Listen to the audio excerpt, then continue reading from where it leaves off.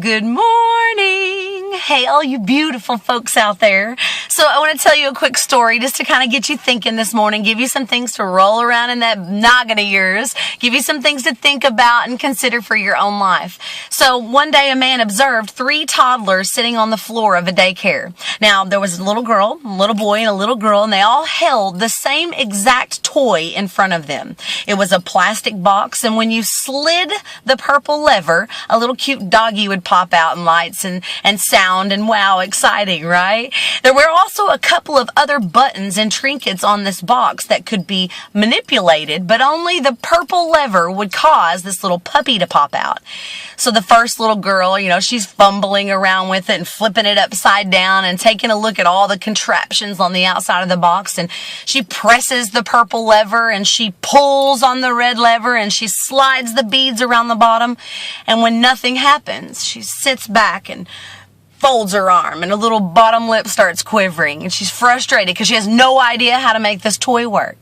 And the little boy, watching the little girl, simply looked at her toy and the ability of her not to be able to make it work. He looked at his own toy and burst into tears.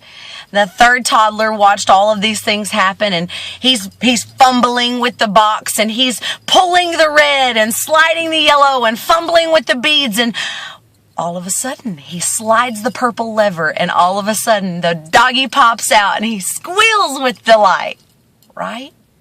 So, what was the difference between all 3 of the toddlers? What do you think?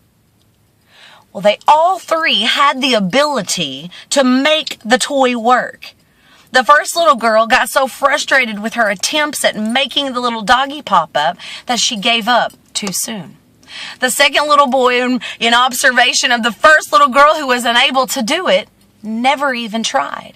And the third little boy continued to put his effort into making this stinking toy work until he was able to achieve what it was that he wanted.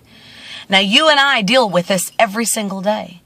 And the only difference in the way one person deals with failure or a solution finding in front of them is their mindset on whether or not they can achieve it and their ideas on failure.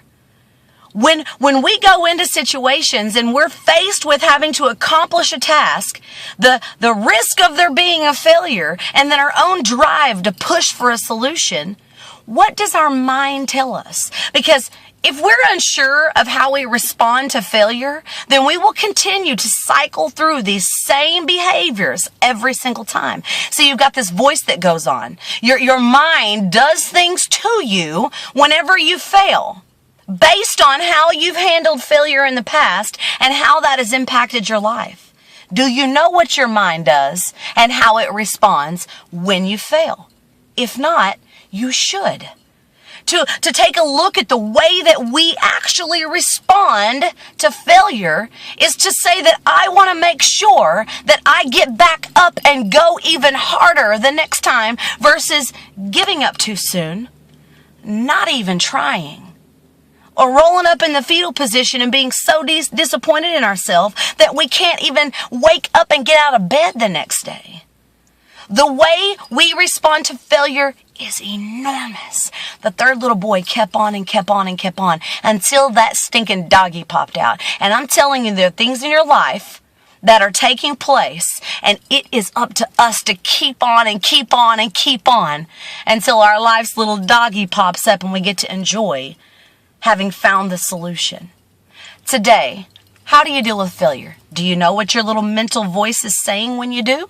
And what are you going to do about that? I encourage you to keep trying. I love you so much. Have an absolutely extraordinary day. Word.